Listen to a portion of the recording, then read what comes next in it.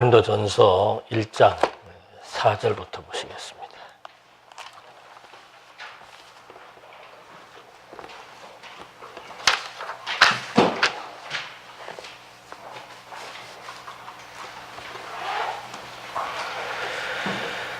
고린도전서 1장 4절. 그리스도 예수 안에서 너희에게 주신 하나님의 은혜로 말미암아 내가 너희를 위하여 항상 하나님께 감사하노니 이는 너희가 그 안에서 모든 일 곧 모든 언변과 모든 지식의 풍족함으로 그리스도의 증거가 너희 중에 견고하게 되어 너희가 모든 은사의 부족함이 없이 우리 주 예수 그리스도의 나타나심을 기다립니다. 우선 7절까지 봉독했습니다. 사도 바울은 고린도에 있는 그 하나님의 교회에 대한 정체성을 먼저 밝혀줍니다. 그러니까 이 교회가, 고린도 교회가 무질서해져 있습니다. 그래서 그 교회를 질서를 바로잡기 위해서 지금 글을 썼는데, 이 질서라고 하는 것은 우리 신앙 양심의 자유로 그리스도 중심으로 모여 체제를 구성하는 것이 질서입니다. 그러니까 내 자유롭게 내 마음대로 하는 것이 아니고 각자의 신앙 양심의 자유가 그리스도를 중심으로 모여지게 해서 각각 자기 자리에 맞는 위치가 있습니다. 그 위치에서 그리스도를 위해서 선한 일을 통해 하나의 체계를 구성해 나가는 이것이 교회의 질서입니다. 그 반대 개념은 전부 자기 좋은 대로 자기 뜻을 추구하고 자기를 드러내기 위한, 이것이 이제 교회를 파괴해 나가는 모습인데, 고린도 교회가 지금 그런 상황에 놓여 있습니다. 그래서 바울은 2절에서 교회라고 하는 것은 뭔가 하나님의 교회, 그러니까 바울의 교회도 아니고 베드로의 교회도 아니고 아볼로의 교회도 아니고 교회란 주체가 누구인가? 하나님이다. 그래서 하나님의 교회, 그리고 그리스도 예수 안에서 거룩해지고 성도라 부르심을 입은 자들, 그러니까 그 교회의 구성체, 교회의 주체는 누구인가? 주체, 하나님의 교회다. 성격을 정확하게 규명해주고 있습니다. 그 다음에 그 교회의 대상자들은 누구인가? 거룩한 성도다. 이것이 지금 바울이 1장 2절에서 인사하면서 밝힌 내용입니다. 그러니까 이 두 가지 말만 정확히 알아들어도 교회의 이 주인, 주체 누구인가? 장로인가? 목사인가? 성도인가? 성도라고 중심한 교회가 회중교회라고 하는 침례교단입니다. 교회의 주인은 성도다.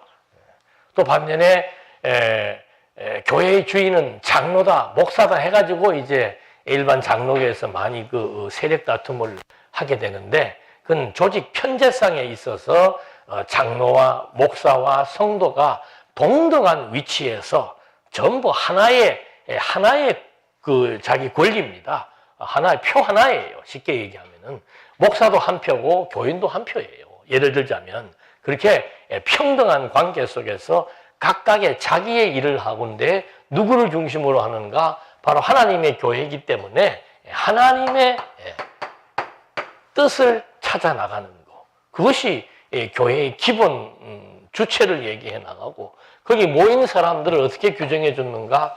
세상과 구별된, 하나님이 거룩하기 때문에 하나님의 교회에 오는 사람들은 거룩한 자라야 돼요.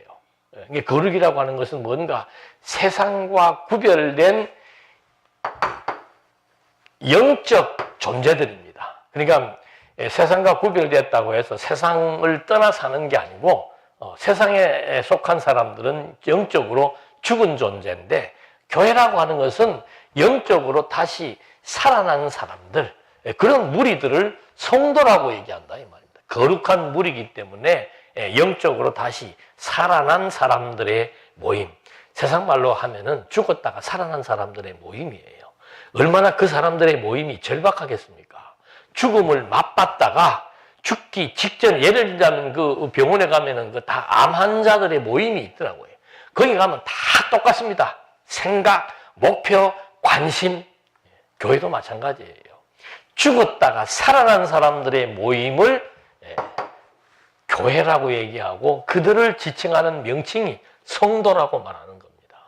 그러니까 죽음이 무엇인 줄 알아야만 교회 성도로서의 기본적인 자격이 주어지고, 죽었다는 게 무엇인 줄 알고 내가 영적인 존재라고 하는 것이 무엇을 의미하는 줄 알아야만 거룩한 성도라고 했을 때 거기에 대한 가치를 부여하게 되고 자기 존재감을 찾을 수 있고 자기가 정말 내가 가치로운 존재다라고 하는 사실을 알게 되는 거죠.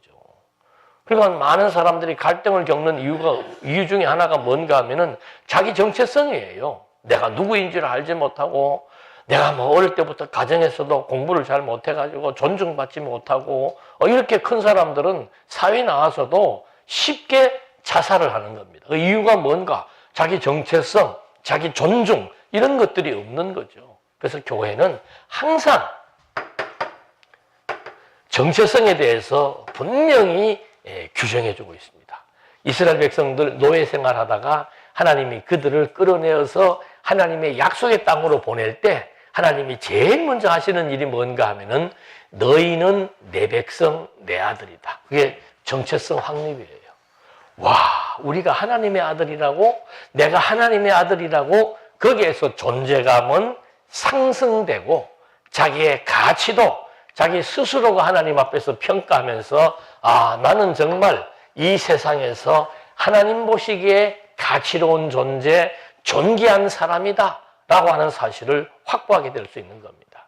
그래서 지금 고린도 교회 지금 아주 그 분산되고 문란하고 무질서하고 부도덕한 그런 상황 가운데서 바울이 제일 먼저 규정해 주는 것이 뭔가 하면은 교회의 주체와 성도의 정체성을 먼저 밝혀줍니다. 그러면서 이제 서원적인 얘기입니다만은 바울이 고린도 교회를 이제 좀 책망을 해야 되겠는데, 그 책망하기 전에 먼저 서원적인 위로를 해줍니다. 우리 하나 그 사전의 그 내용이 뭔가 하면 그리스도 예수 안에서 너희에게 주신 하나님의 은혜로 말미암아 내가 너희를 위하여 항상 감사한다. 참, 바울의 감사의 조건은 뭡니까? 바울의 감사의 조건은 하나님의 누구에게? 고린도 교회 성도들이 하나님의 은혜로 말미암아 하나님의 교회가 된 것에 대해서 바울은 감사한다, 그 말이에요. 그러니까 우리가 생각하는 보편적인 감사, 하나님을 알지 못하는 사람들이 생각하고 있는 보편적인 감사와 바울이 지금 밝히고 있는 감사의 내용은 확연하게 다른 거죠. 바울은 무엇에 감사하는가? 하나님의 은혜를 깨닫고 산다라고 하는 것. 그것 자체가 바울 자신에게도 감사하고 고린도 교회 성도들을 볼 때 참 감사한 이유가 뭔가? 고린도 교회 성도들이 복음 진리를 통해서 하나님의 은혜에 감동하고 산다라고 하는 거, 그게 참 감사한 이유라는 거죠. 그래서 저도 참 저를 자극시키는 일들이 뭔가 하면은 나보다 더 하나님을 뜨겁게 열정적으로 사모하면서 하나님의 일에 대해서 막 과감하게 도전하는 사람들을 볼 때 와 하고 놀라기도 하고 감사하기도 하는 거예요. 엊그저께 그 만났던 그 선교사님도 보면 뭐 그 사람의 삶 자체가 나는 그래도 이 804는 이렇게 정착을 해가지고 늘 내 삶의 일정이 이렇게 정해져 있고 이렇게 어디 테두리를 벗어나지 않습니다. 대구, 경산, 팔공산, 장안교회 이 세 군데가 내 삶의 궤적이에요. 뭐 별 변화가 없습니다. 대구 살 때 지금도 대구 지리를 잘 몰라요. 제일 자신 있게 아는 데가 동대구역, 이 서대구역도 잘 몰라요. 그러니까 그렇게 이렇게 왔다 갔다 하는 이 위치가 정해져 있는데, 그분은 막 그저께도 저를 만나고 또 아침에 그 톡이 왔더라고요. 제가 지금 윗동네 갔다가 대구에서 날 만나고 부산에 가서 또 주일날 집회하고 그리고 필리핀 가서 청소년 선교 마치고 지금 막 호주에 도착해 있습니다. 저는 정신없어서 그런 거 못해요. 네. 놀라운 일이죠. 네. 아, 그 사람의 삶이 정말 하나님에게 감동된 삶이구나. 네. 또 반가운 또 소식 하나는 그동안 저하고 한 10년 이상 통역 관계로 이렇게 같이 일을 해온 친구가 이제사. 예. 그동안 참 통역도 열심히 하고, 막 이렇게 하더니, 이제사. 예. 나는 당신의 제자가 되고 싶습니다. 예. 내가 정폭적으로 내가 줄 수 있는 것, 내게 은과 금은 없으나, 예. 성경을 공부하고 가르칠 수 있는 모든 자료와 수단과 방법들을 다 전수해 줄 테니까, 열심히 한번 해보시오. 그 사람 통역은 완전 A급입니다. 발음도 굉장히 정확한 수도권 발음을 하고 있고, 그리고 신학도 한 10년 이상씩 한 친구예요. 근데 이 친구가 인제 와가지고 본인이 이렇게 막 자기 사는 동네에서 사람들을 가르치고 홈페이지를 운영하면서 사람들이 모여들기 시작하니까 무언가를 가르쳐야 되겠는데, 이 책을 보고 저 책을 보고 무슨 책을 봐도 혼란스러워서 무슨 말인지를 모르겠대요. 그래서 제가 자료 하나를 줬더니 이거 보물이다. 이걸 보니까 성경이 보이네요. 그게 감사한 일이죠. 야, 이제 하나하나 생각지도 않은 사람들, 생각지도 않은 일들인데 그 일의 내용이 뭔가? 하나님의 은혜에 감동하며 사는 거. 그래서 저는 대화도, 재미없는 대화는 나하고 관계없는 얘기할 때 저는 이렇게 집중을 못합니다. 그러나 재밌는 대화는 뭔가 하면은 하나님을 중심으로 해서 깨달았던 은혜, 진리에 대한 확신, 이런 얘기할 때는 뭐 밤을 새도 덜 피곤하죠. 그래서 성도라고 하는 것은 하나님의 교회의 멤버로서 성도가 됐다라고 하는 것은 자기 정체성을 잃어버리지 않는 겁니다. 나는 영적으로 거듭나고 중생한 하나님의 친백성이라고 하는 그리스도의 지체라고 하는 자기 정체성, 그 정체성의 핵심에는 하나님의 뜻, 하나님에 대한 지식이 모든 가치보다 우선하게 되어 있는 거죠. 사도 바울도 그런 칭찬을 지금 해주는 겁니다. 그래서 내가 고린도 교회 생각할 때마다 항상 하나님 앞에 감사한다.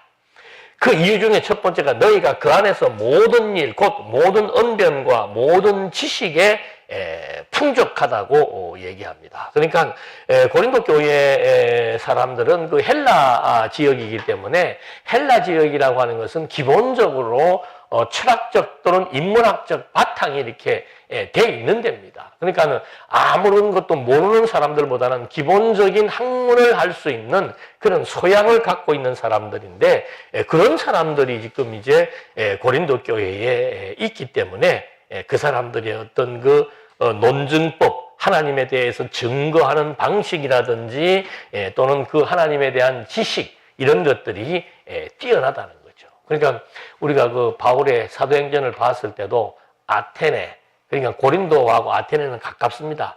그 아테네에 갔더니 아테네 사람들의 하는 그 기본적인 풍토는 뭔가 하면은 지금도 그 장소가 있다지요. 그 소크라테스도 거기에서 막 논쟁을 했던 그런 장소.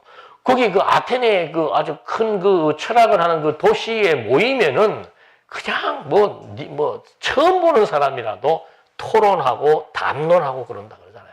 인생에 대해서, 생명에 대해서, 가치에 대해서, 이런 것들이 기본적인 토양입니다. 그런 것들이 고린도 교회 성도들에게 있으니까 복음 진리가 들어가도 모이면은 그 진리의 내용에 대해서 서로 토론하고 담론하는 그런 바탕들이 되어 있다는 겁니다. 그리고 그리스도의 증거가 너희 중에 견고하게 돼요.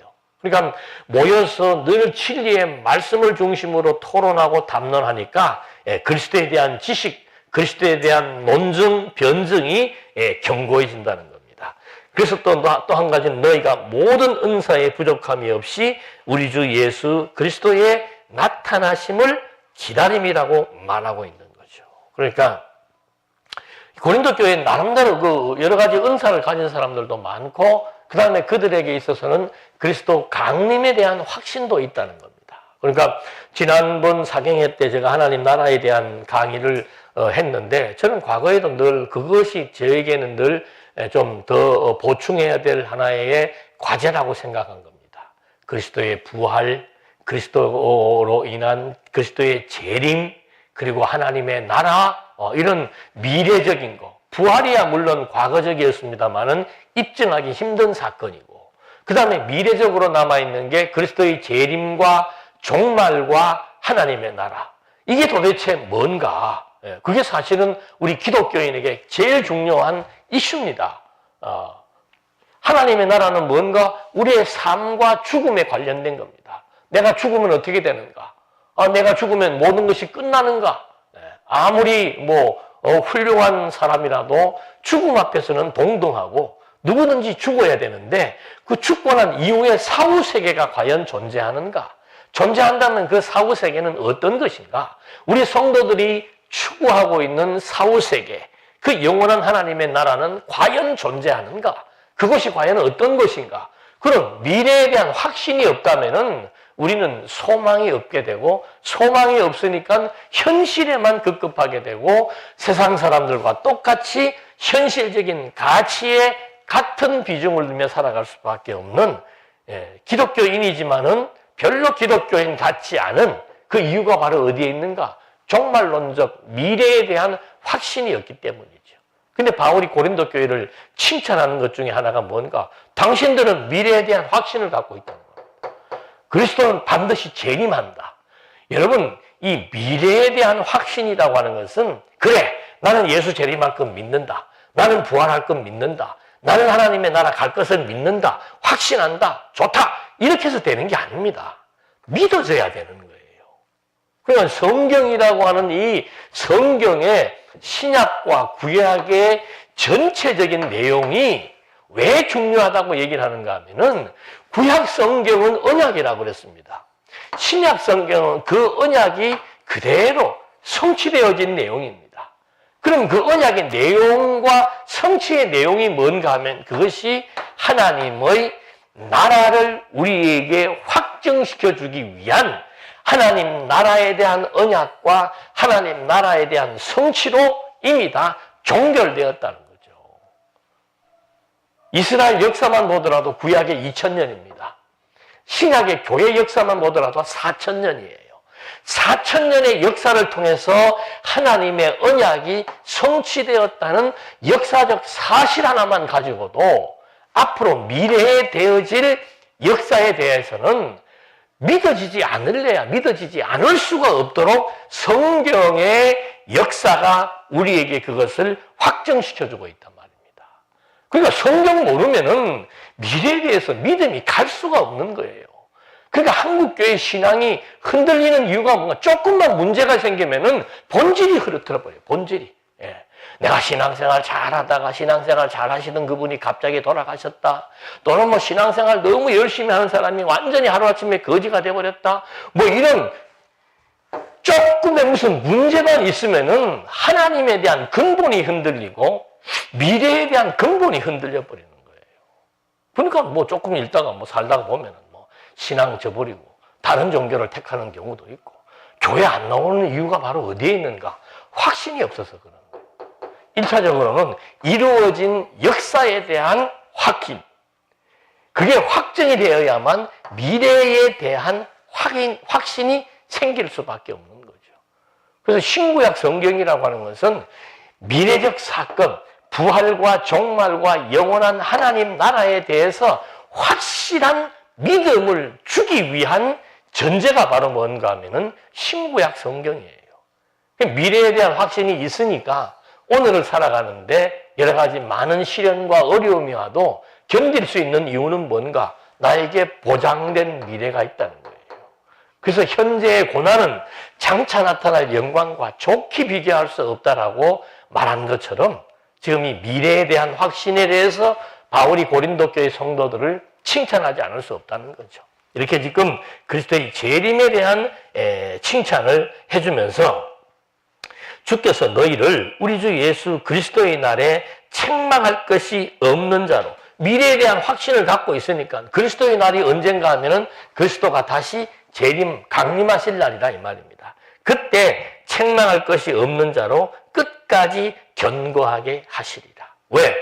하나님의 교회고 하나님의 거룩한 성도이기 때문에 하나님의 생명으로 말미암아 그리스도인으로 존재하기 때문에 하나님께서 끝까지 그 생명 지키고 끝까지 견고하도록 하나님께서 붙들어 주신다는 거예요. 이것이 이제 바울이 그 고린도 교회를 향해서 서원적인 위로의 말을 해주는 겁니다. 지금 현재 어려움이 있고 우리가 과정상에 있어서 나태함이나 또는 불순종이나 이런 게 있을 수 있지만 하나님의 거룩한 성도이기 때문에 하나님께서 끝까지 우리를 붙들고 견고하게 하실 것이다. 어떻게? 너희를 불러 그의 아들 예수 그리스도 우리 주와 더불어 교제하게 하시는 하나님은 미쁘시다. 어떻게 우리를 끝까지 우리를 견고하게 붙들어 나가시는가? 그 방법을 지금 여기서 말해주고 있는 겁니다. 어떻게 우리가 끝까지 견고하게 하나님의 백성으로 남을 수 있는가? 그건 바로 그리스도와의 교제 때문이다 이 말입니다. 그 교회의 본질은 뭔가 하면은 그리스도와의 교제, 성도와의 교제가 교회의 본질입니다. 그러니까 성도라고 하는 것은 끊임없이 그리스도와 교제하는 것이 성도예요. 그럼 그리스도 보이지도 않는 그리스도와 어떻게 교제를 하는가? 그리스도와의 교제의 핵심적인 방법이 뭔가 하면은 진리의 말씀에 의한 뜻 일치를 의미하는 거예요. 그러니까 성경을 우리가 공부하게 되고 이렇게 말씀을 듣게 되면은 생각나는 게 누가 생각나는가 하면은 그리스도의 공로가 생각이 나고 하나님의 은혜가 떠오르기 시작하는 거예요. 그게 지금 그리스도와의 교제가 이루어지고 있는 중요한 과정이라는 겁니다. 그러니까 오늘 여기 모이시는 것도 교제하기 위해서 모인 거예요. 누구하고? 그리스도와 교제한. 그리스도와 교제한다는 것이 뭔가? 하나님의 뜻이 어디에 있는지, 무엇이 하나님이 기뻐하시는 일이고, 무엇이 하나님이 온전히 여기시는 일이고, 무엇이 하나님의 은혜인지를 깨달아 나가는 것이 바로 그리스도와의 교제를 뜻하는 겁니다. 그러니까 그렇게 교제가 이루어지게 되니까 똑같은 얘기예요. 거룩한 성도들의 모임, 같은 생각, 같은 마음, 같은 뜻을 가진 사람들끼리 같은 말을 하면서 서로 아름다운 교제를 하게 된다 이 말입니다. 그러니까 한국교회가 착각하는 게 뭔가 하면은 성도의 교제를 어떻게 착각하는가? 주일날 교회 가면은 자, 여기는 음악반, 여기는 미용반, 여기는 축구반, 여기는 족구반, 여기는 뭐 영어 회화반, 여기는 뭐 악기반 이런 걸 다 만들어놔요. 큰 교회들, 교회가 멀쩡할수록 그런 것들을 잘 만들어 놓습니다. 그래갖고 주일날 교회 딱 가서 설교 말씀 20분 딱 듣고 나면은 어디로 가는가? 각각 자기 취미생활하러 다 가는 거예요. 그게 성도의 교제라고 얘기한단 말이에요. 그건 천만의 말씀이에요. 그건요, 교회가 아니라도 한우 만원 주면은 요즘 뭐 한 10만 원 줘야 되겠죠. 어디든지 가면은 그런 동호회에 가서 내가 가입해가지고 좋은 취미 생활을 색스폰을 좋아하는 사람들끼리 모이고 자전거를 좋아하는 사람들끼리 모여서 얼마든지 좋은 취미 활동을 할 수 있는 모임들이 엄청나게 많습니다. 근데 교회가 20분 예배 드리고 나머지 시간들을 전부 성도의 교제라고 하는 명명하에 그런 일들을 지금 체계적으로 해나가고 있는 그거를 문화활동이라고 얘기하는 거죠. 그럼 교회는 몰락하는 겁니다. 교회는 성도의 교제라고 하는 것도 항상 말씀을 중심으로 해서 그 말씀의 나눔이 성도의 교제입니다. 색깔이 있어야죠. 아니 체육인들의 교제는 모여서 체육활동하는 겁니다. 성도의 교제는 모여서 성도로서 그리스도와의 교제의 내용을 서로 소통하고 나누고 분별하는 것이 그 성도의 교제예요. 그러니까 이런 것들에 대해서 사도 바울이 이제 분명하게 고린도 교회에 칭찬과 위로를 통해서 앞으로 하고 싶은 말을 지금 여기서 미리 예시해 주면서 전개를 해나가는 겁니다. 그러면서 우리 주와 교제하게 하시는 하나님은 미쁘시다. 믿을 만한 분이다. 진실하신 분이다. 왜? 이 말을 왜 하는가? 우리가 하나님의 교회요, 하나님의 성도, 거룩한 성도로서 모여있는 고린도 교회 성도들을 하나님은 믿을 만한 분이고 진실하신 분이기 때문에 당신의 아들 그리스도를 더불어서 하나님의 뜻을 분별하고 하나님과 같은 생각, 같은 마음을 가질 수 있도록 하나님이 성실하게 섭리해 나갈 것이다. 그게 교회가 가지고 있는 기본적인 형태를 얘기해 주는 겁니다. 그렇게 이제 교회는 하나님의 교회이기 때문에 하나님이 함께해서 반드시 이 교회를 하나님이 견고하게 한다. 견고하게 한다는 반대 개념은 왜 이 말을 하는 겁니까? 지금 교회가 어떻게 되어 있다? 분파되고 있다 이 말입니다. 그러니까 이 교회가 이거 완전히 무너지는 거 아닌가? 이거 사분오열되는 거 아닌가? 걱정하지 마라. 이 교회는 하나님의 교회이기 때문에 하나님 그리스도로 말미암아 교제하게 하는 교회이기 때문에 생각을 해보십시오. 하나님의 교회고 그리스도로 말미암아 교제가 이루어진다면은 성도들이 각각의 자기 취미나 자기 주장이나 자기 생각을 고집하지 않게 된다는 전제를 가지고 이 말을 하는 거예요. 모여가지고 자기 생각, 자기 주장, 자기 고집, 자기 이권, 자기 취미, 자기 성격을 중심으로 주장하기 시작하고 고집하기 시작하면은 교회는 완전히 파괴되는데 그렇지 않다. 왜냐하면은 그 교회의 머리가 그리스도이고 이 교회는 하나님의 교회이기 때문에 하나님께서 당신의 친백성들은 그리스도와 교제를 하게 해서 하나님의 선하시고 온전하신 뜻이 무엇인지를 분별하게 해서 점점 하나님께서 강하고 튼튼한 교회로 키워나가신다. 분파에 대해서, 분쟁에 대해서 너무 염려하지 마라 라고 하는 위로의 말을 이제 해주면서 10절로부터는 분쟁에 대한 바울의 견해를 얘기하기 시작하는 겁니다. 형제들아, 내가 우리 주 예수 그리스도의 이름으로 너희를 위하여 권고하노니, 그러니까 권고하는 거 반드시 바울이 지금 직접 얘기를 하지만 이거 지금 내 철학이나 내 경험을 말하는 게 아니고 누구의 뜻이다? 그리스도 예수의 이름으로 너희를 권고한다는 말은 내가 지금 하는 얘기는 모든 내용이 그리스도를 중심한 뜻을 증거하고 설명하려고 하는 것이다 하는 말을 지금 하는 겁니다. 그렇기 때문에 너희를 권고하노니 모두가 같은 말을 하고 너희 가운데 분쟁이 없이 같은 마음과 같은 뜻으로 온전히 합하라. 지금 분쟁과 분파에 있어서 제일 중요한 것은 뭔가 하면은 바울이 무슨 얘기하면 같은 말, 같은 마음, 같은 뜻이에요.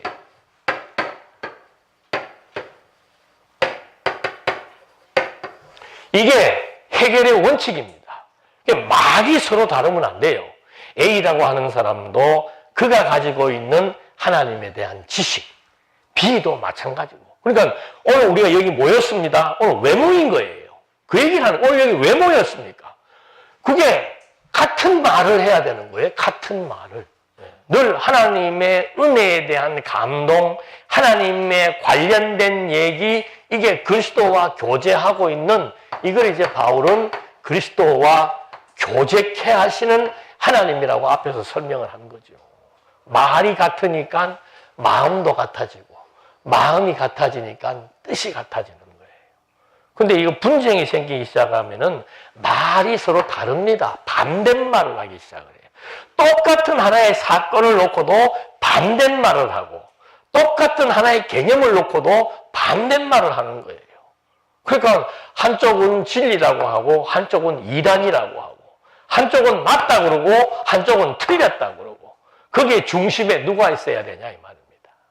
그래서 선포되는 그리스도와의 교제, 그리스도를 통해서 하나님에 대한 뜻 분별, 이것이 선행되지 않으면은, 근데 대부분의 많은 사람들은 이걸 가지고 우리가 서로 단합하고 연합해야 된다고 생각하지 않고 어느 집사님이, 어느 권사님이, 어느 목사님이, 어느 장로님이 뭐 인간적으로 뭐 그런 쪽으로 전부 판단을 해가지고 모이기 시작을 하는 거예요. 저도 뭐 교회의 여러 가지 어려움들을 몇 번 겪어봤습니다만 그런 걸 겪을 때마다 한 사람에게도 전화를 하지 않습니다. 예. 아, 이번에 이런 일이 발생했는데 집사님 그 일은요, 이거요, 저거요 해서 그런 말을 한 적이 없어요. 아무리 가까이 같은 일을 했던 사람이라도 문제가 발생하면 그때부터 다 일철 말하지 않습니다. 당신들 스스로가 판단하고 이해해서 당신들 스스로가 그 문제에 대해서 정확한 뜻 분별을 하라 이 말이죠. 그래서 그 상황에 대해서 물어오면은 이 상황은 선은 이렇고 후는 이렇고라고 이렇습니다라고 말하지 미리 내 편을 만들기 위해서 어떤 일을 해본 적이 없어요. 그런 것처럼 어떤 분쟁은 있을 수 있는 일입니다. 분파라고 하는 것도 있을 수 있어요. 사람이기 때문에. 근데 그런 일이 발생했을 때 제일 중요한 과제는 바로 뭔가? 그리스도와 교제한다라고 하는 것. 그리스도와 교제하는 사람은 항상 같은 말, 같은 마음, 같은 뜻을 가지고 있습니다. 마음이라고 하는 게 이신전심 아니에요. 어떤 문제가 있으면은 어떤 것을 보게 되면 같은 마음으로 동하게 돼요. 그래서 여기에서 협력이라고 하는 것이 결과적으로 나타나게 되는 겁니다. 이번에 우리가 좀 무슨 이런 선교 일을 좀 해야 될 것 같습니다. 그게 참 이렇게 해서 이런 일이 있습니다 하면은 그런 말을 하면은 마음이 같이 동하는 거예요. 여러분 이런 일은 하지 않으면 안 됩니다. 뭐 하나님의 상급 받으려면 이런 일을 해야 돼. 그런 속임수를 쓰는 게 아니고 어떤 상황에 대해서 이것이 하나님과 교제, 그리스도와 교제를 통해서 아름답고 선한 것이라고 하는 판단이 들게 되면은 같은 말을 하게 되고 이거 참 중요한 일입니다. 그리고 마음이 서로 하나로 뭉치게 되고 그리고 거기에서 같이 뜻을 모으는 아름다운 협력의 열매가 거기에서 맺혀지는 거죠. 그걸 다른 말로 하면은 연보라고 얘기하는 거예요. 그래서 이 고린도서에만 연보에 관해서 자세하게 말하고 있습니다. 후서에서. 그러니까 처음부터 이 얘기가 나오는 게 아니에요. 교회가 지금 분파가 되고 분쟁이 일어났을 때 교회는 어떤 과정을 통해서 같은 말, 같은 마음, 같은 뜻으로 협력하게 되는지 그걸 그리스도와 교제라고 바울이 지금 밝혀주고 있는 겁니다. 그리스도와 교제하지 않는 모임은 절대로 같은 말, 같은 마음, 같은 뜻을 가질 수가 없는 거예요. 그래서 우리가 그렇게 이게 좀 어떻게 들릴지는 모르겠습니다만은 성경을 배워야 됩니다. 성경을 알아야 됩니다. 그 말을 하는 이유는 뭔가? 성경을 상고해야만 성경을 공부하는 것 자체가 그리스도와의 교제를 뜻하는 겁니다. 그 성경을 정확하게 인지해야만 하나님의 살아계심을 알고 하나님이 어디에 가치를 두는 줄로 알고 모이면은 같은 말을 하게 되는 거예요. 말이 다른 말이 안 나와요. 그러니까 저는 이게 보면은 저분이 뭐 성경 공부를 지금 열심히 한다 안 한다, 신앙 상태가 어떻다, 지난 6일 동안 무슨 일이 있었는지는 구체적으로 모르지만은 지난 일주일 동안 넋이 나갔구나, 한눈에 다 보입니다. 말 한 두세 마디만 해보면은 그 사람의 신앙 상태, 한 주간 동안의 생활 상태 흔히 보이죠. 똑같은 얘기예요. 왜 그걸 알 수 있는가? 내가 무슨 신령한 전바치가 돼서 그런 게 아니에요. 말하는 거 듣고, 말하는 거 들으면 다 해결돼요. 무슨 말을 많이 하는가. 말하는 거에 따라서 마음이 동하게 되고, 그 마음은 뜻과 일치가 되는 거기 때문에, 그래서 지금 사도 바울이 이 골치 아픈 이 분파의 문제에 대해서 지금으로부터 2000년 전에 그것도 사도 바울이 개척한 교회가 이렇다는 거예요. 그러니까 너무 실망할 필요 없습니다. 바울보다 부족한 사람들이 목회한 교회는 이런 일이 안 생기는 게 이상한 거예요. 더더군다나 진리의 말씀도 선포하지 않는데 우리 교회가 하나로 뭉쳐 있습니다. 그건 완전히 목사의 신권이나 목사의 권위나 아니면 어떤 장로들의 덕망이나 이런 걸로 뭉쳐 있는 것이지 성경을 연구하고 성경을 공부하지 않는데 그런 일들이 있다? 그것도 웃기는 일이죠. 또 반면에 성경을 열심히 연구하고 가르쳤는데 왜 그런가? 또 그런 일이 발생합니다. 그것도 마찬가지예요. 항상 어떤 일이든지 간에 한다라고 해서 그것이 100%다 흡수되고 소화되는 게 아니에요.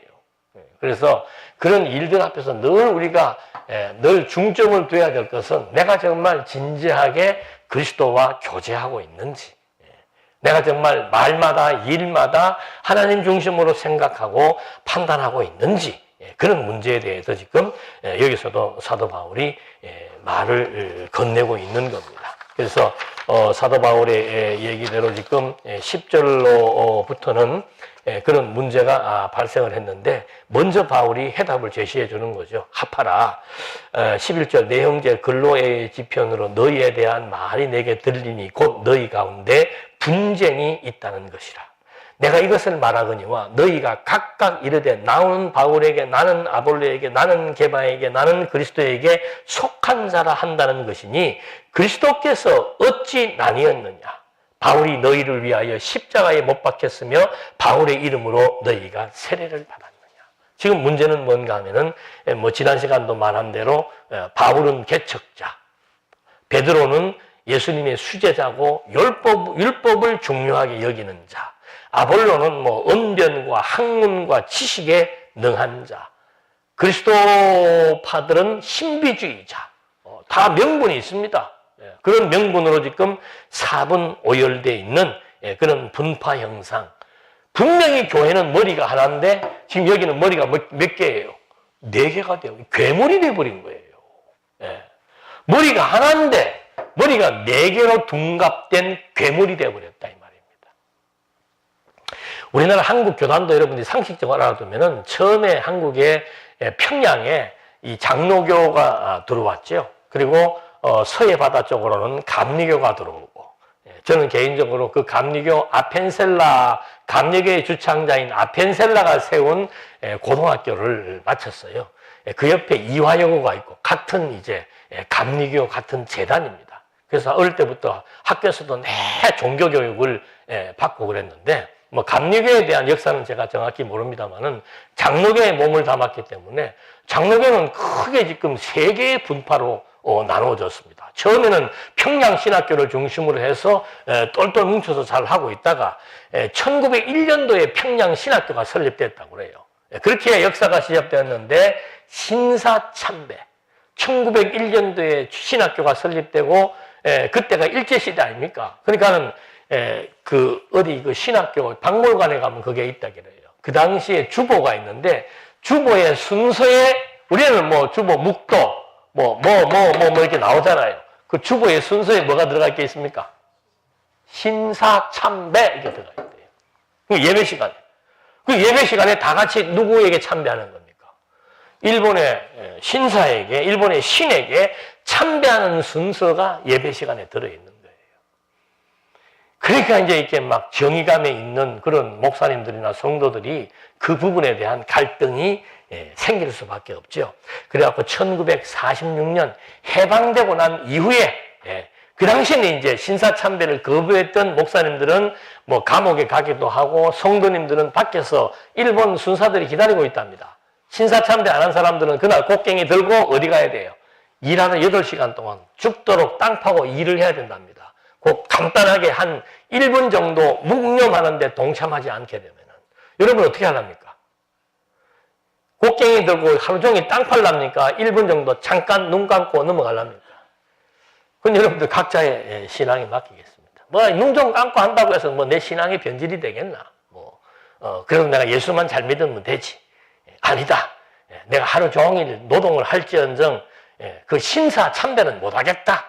딱 2파로 나누게 되거든요. 그러다가 그렇게 지금 거의 한 40년 가까이를 갖다가 그런 일들을 경험을 하고 난 다음에 46년도에 도저히 안 되겠다고 이제 고려 신학교가 등장을 한. 거기서 주창이 뭔가 하면 신사참배에 반대했던 참가했던 사람들을 정지하기 시작을 한 거예요.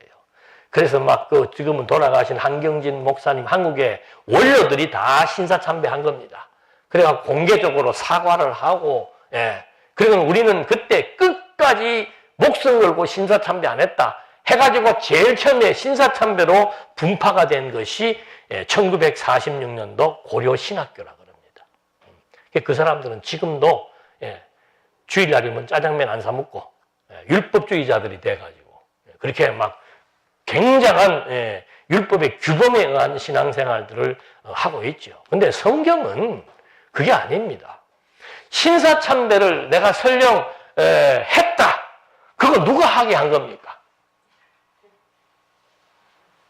그 신사참배 해가지고 떳떳하지 못하잖아요. 또 반면에 신사참배를 안 했다. 그게 무슨 뭐 내 신념이고 내 신앙이냐? 아니에요. 하나님께서 나로 하여금 그때그때 그리스도와의 교제를 통해서 죽으면 죽겠다. 고생하면 고생하겠다는 마음을 하나님이 주어서 신사참배를 안 하게 된 거죠. 그러면은 그 일제시대가 끝나고 나면 어떤 태도가 신앙적인 태도입니까? 신사참배 한 사람들 다 불러가지고 정죄하고 재판해가지고 너희들은 사입이니까 나가라 그러는 게 정죄예요. 바른 겁니까? 아니면은 그 사람들이 잘못했다고 인정을 하면은 그래 됐다 이제 그러면은 그래서 우리는 그리스도의 교제를 중심으로 같이 같은 말과 마음과 뜻을 가지고 장로교를 지켜나갑시다 해야 되는데 안 한 사람들은 끝까지 한 사람들을 정죄하기 시작을 해가지고 이게 분파가 생긴 거죠. 그 다음에 또 생긴 것이 뭔가 하면은 성경관이에요. 처음에는 신사참배, 두 번째는 성경관입니다. 성경이 무오하지 않다라고 주장하기 시작한 겁니다. 성경에는 보니까는 앞뒤가 맞지 않는 말이 많고 중복되는 말이 많고 똑같은 사건을 여러 명이 지루하게 그냥 반복해서 기록하는 내용들도 많고 뭐 성경에는 보니까 사단도 말을 하고 뭐 나쁜 놈도 말을 하고 뭐 하나님도 말을 하고 예수님도 말을 하고 이게 지금 뭔가가 오류가 있어 보인다. 어떻게 성경이 하나님의 말씀이라면 하나님의 말만 있어야 되는데 온갖 부도덕한 불합리한 이런 비윤리적, 비도덕적, 비합리적인 내용들이 많이 들어있다는 거예요. 성경은 정확무오한 하나님의 말씀이 아니다라고 주장한 그런 김재준 목사가 외국 가서 공부하고 와가지고 폭탄 선언을 한 거예요. 그래가지고 또 교단이 갈라져가지고 그게 기독교 장로교가 생긴 겁니다. 그러니까 대한예수교 장로에 하나가 있다가 하나 갈라진 것이 신사참배로 고려신학교가 생겨가지고 이게 이제 이게 뭐죠? 아유 갑자기 생각이 안 나. 고신파 생겼고 그 다음 여기서 또 갈라진 게 뭔가 하면은 성경관에 의해서 기독교 장로교라고 하는 게 생겼습니다. 여기는 고요파라고 해서 생겼고 여기는 기독교 장로교가 생겨서 성경관, 성경은 정확무오한 하나님의 말씀이 아니다라고 생기기 시작했고 그 다음에 또 하나 갈라진 것이 뭔가 하면 그때 여기는 성경, 여기는 신사참배 그 다음에 나오는 것이 WCC예요. WCC. 세계 교회는 다 똑같다. 천주교든 원불 모든 종교는 같다. 모든 종교가 궁극적으로 지향하는 궁극적은 하나다. 불교도 구원이고 원불교도 구원이고 카톨릭도 구원이고 기독교도 구원이다. 그러니까 구원이라는 목표는 같은데 가는 길이 다 다르다. 백두산을 가도 중국에서 가는 데가 있고 북한에서 가는 데가 있고 여러 가지 방향이 있는 것처럼 요거 합리적이에요? 아니에요. 그래서 통합측이 갈라지기 시작을 한 거예요. 통합측에 있는 교회들은 전부 WCC에 관련된 단체에 공식적인 후원 연보를 하고 있습니다. 근데 여기에는 무당이 나와서 WCC 개회 예배를 할 때 무당이 나와서 춤을 추고 연극을 하고 그래요. 그래도 다 모든 종교는 하나이기 때문에 왜? 결국 가는 목적지는 같다라고 하는 거예요. 그래서 우리는 서로 다른 종교를 비판하지 말자. 그래서 이 WCC에 의해서 59년도에 이제 합동과 통합이 부단하게 됐죠. 여기에서 멈추면 그런 대로 명분이 있는데 그 다음에 이 합동 측 본부에서 이제 막 가지가 한 200개로 쳐나간 거예요. 이제는 뭐 이름 있는 사람 하나 있으면은 총회 만들고 해가지고 막 대한예수교 장로회라는 앞에 간판은 같은데 꼭 그 옆에 갈로 열고 개혁 측, 진리 측, 무슨 측 해가지고 한 180개가 된다고 그러죠. 이게 이권입니다, 이권. 교단도 지금 그렇게 엄청나게 나누어져 있고, 이 교회들도, 바울은 그래요. 내가 지금 여기 와서 대구는 워낙 넓으니까 뭐 그래도 좀 괜찮습니다만은 얼마나 이게 비신사적인 행동을 많이 하면은 교회 그 총회 법에다가 그게 규례가 있습니다. A라고 하는 교회에서 B라고 하는 교회, 같은 교단일 경우에는 거리가 몇 킬로 밖에서 세워야 된다라고 하는 것을 규정해 놨어요. 왜?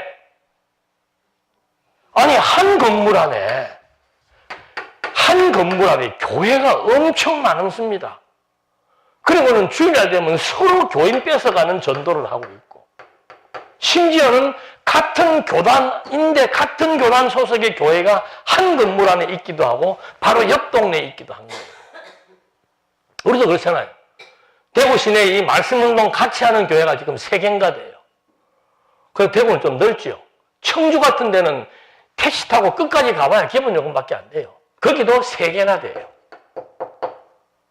그러니까 뭐 진리가 있든 없든 간에 상관없이 인간들이 모여서 그리스도 중심으로 교제하지 않고 어떤 식의 자기중심적인 이권이나 또는 성향이나 이런 거에 따라서 모이기 시작을 하면서 교회들이 막 우후죽순으로 생겨나기 시작한 거죠.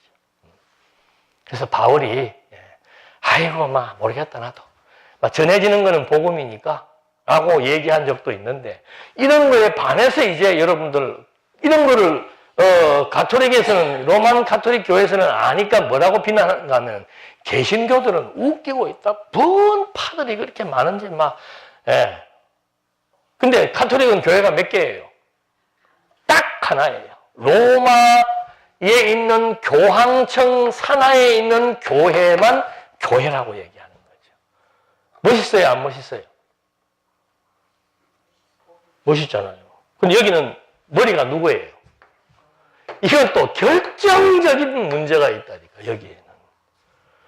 교황이 교회의 머리예요. 저는 옛날에 이거 책을, 기독교 강요 책 쓸 때, 로마 카톨릭 교회가 가지고 있는 헌법책, 그 다음에 그 사람들이 역사적으로 해왔던 총회 결의문, 그거 다 검토했습니다. 그게 뭐라고 나와 있는가? 교황은 무오하다. 교황은 오류가 없다. 실수가 없다. 교황은 죄로부터 정결하다.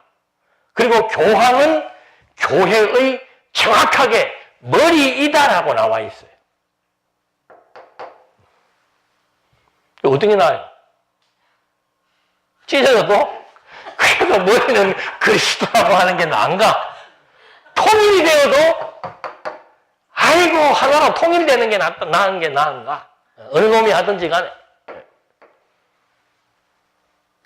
지금 아마 이제 교황도 이번에 좀 비난을 받을 문제가 생겼죠. 신부들이 성추행한 사실을 알면서도 교황이 모른 척을 했다. 근데 우리가 생각할 때는 교황이 그러면 되냐 하지만은 이 사람들의 교리는 교황은 무오하기 때문에, 오류를 범하지 않기 때문에, 설령 교황이 그렇게 했어도 교황이 또 무슨 말을 한마디 해버리면은 쫙 정리가 돼버리는 거예요. 힘들어요. 여기도 여기는 괜찮죠. 조직이 움직이니까. 딱 그 교황청의 조직이 움직이니까. 이번에도 이 남북 문제를 위해서 우리 문재인 대통령이 어디를 갔습니까? 교황을 만나러 갔잖아요. 그게 정치적인 집단이라는 뜻이에요. 종교는 종교에만 집중해야 되는데, 이 세력이 전 세계 경제권의 3분의 1을 움켜쥐고 있고 어마어마한 힘이지요. 말 한마디면 세계가 고항될 정도의 힘을 가지고 있단 말입니다. 아무리 트럼프가 본정신 아닌 것 같아도 교황하고 싸울 수는 없어요. 근데 이제 교황이 이제 또 북한을 간다 그러잖아. 이 정치적이에요. 예. 그러면 이제 김정은이도 힘을 얻게 되고, 또 북한 가는 길에 남쪽도 한번 늘어준다.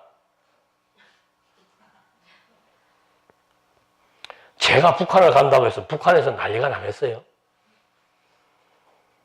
종교 지도자는 그걸 어디를 가든 그냥 복음을 전파하는 걸로 끝나는 거예요. 근데 왜 이 사람은 다니는 데마다 나라가 들썩들썩하냐 이 말이죠. 그게 정치적인 힘이죠. 그래서 이 종교라고 하는 것이 이렇게 종교에 있어서 분파라고 하는 것은 정말 본질적인 것에서 벗어나는 순간 발생되어지는 너무도 당연한 사건이에요.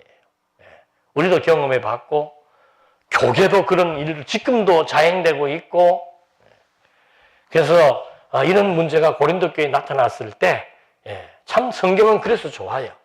좋지 않은 것을 은폐시키고, 기독교는 마치 아름다운 것만 드러내는 종교로 화장하는 것이 아니고 있는 그대로 다 드러내면서 근본에서 이탈될 때 무엇이 발생하고 어떻게 되는지를 아주 적나라하게 말해주고 있는 겁니다. 그러면서 바울이 여기에서 하는 말이 참 바울 멋지죠. 내가 당신들을 위해서 십자가를 진 적이 있냐? 아니 그렇게 했다면 나 따르라고 말이에요.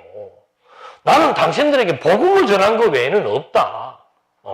아볼로도 복음 전했고 베드로도 복음 전했고 다 같이 복음을 전했는데 왜 자꾸 사람을 중심으로 모이려고 하느냐? 십자가를 지신 분은 그리스도 한 분밖에 없다. 그리고 사도 바울이 하는 말이 나는 바울의 그 다음에 십자가를 바울은 지지 않았다고 얘기해주고 있고, 두 번째는 바울의 이름으로 세례를 베푼 거에 대해서 바울이 바울이 몇 사람밖에 세례를 안 줬다 그래요. 내가 너희들한테 무슨 세례를 많이 줘가지고 바울에게 세례받은 사람들 모여라. 베드로에게 세례받은 사람들 모여라. 여러분도 이왕이면 세례받으려면은 교황에게 세례받는 것이 가문의 영광이겠습니까? 개척교회 목사한테 세례받는 게 가문의 영광이겠어요. 그런 게 치우치는 것 자체가 지금 벌써 변질되어 있다는 증거예요.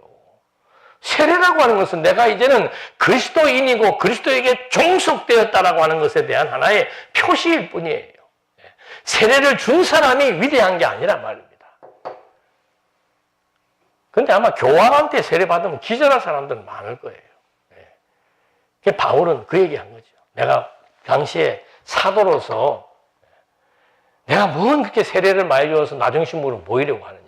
내가 뭔 십자가를 진 일이 있다고 나를 중심으로 모이려고 하느냐? 그걸 처음부터 거부하고 분당에 대한, 분쟁에 대한, 분파에 대한 부당성을 지금 바울이 말하려고 하는 겁니다. 다음 시간 계속해서 하겠습니다. 기도하시겠습니다. 사랑의 하나님 아버지, 교회의 유일함, 그리고 교회의 통일, 이건 바로 하나님의 뜻과 그리스도 중심에 의한 것 외에는 없는 줄로 압니다. 많은 사람들이 보이는 것에 대한 힘, 화려함, 그리고 나타나는 결과를 쫓아서 많은 분파의 결과가 나타나는 것을 볼 수 있습니다. 하나님, 정말 진리의 말씀만 살아서 움직이게 하시고, 하나님의 교회는 하나님의 주관에 의해서 하나님의 생명을 얻은 성도들로 말미암아 그리스도와 교제할 수 있는 아름다운 교회가 될 수 있도록 끝까지 인도해 주시옵소서. 예수님의 이름으로 기도드립니다. 아멘.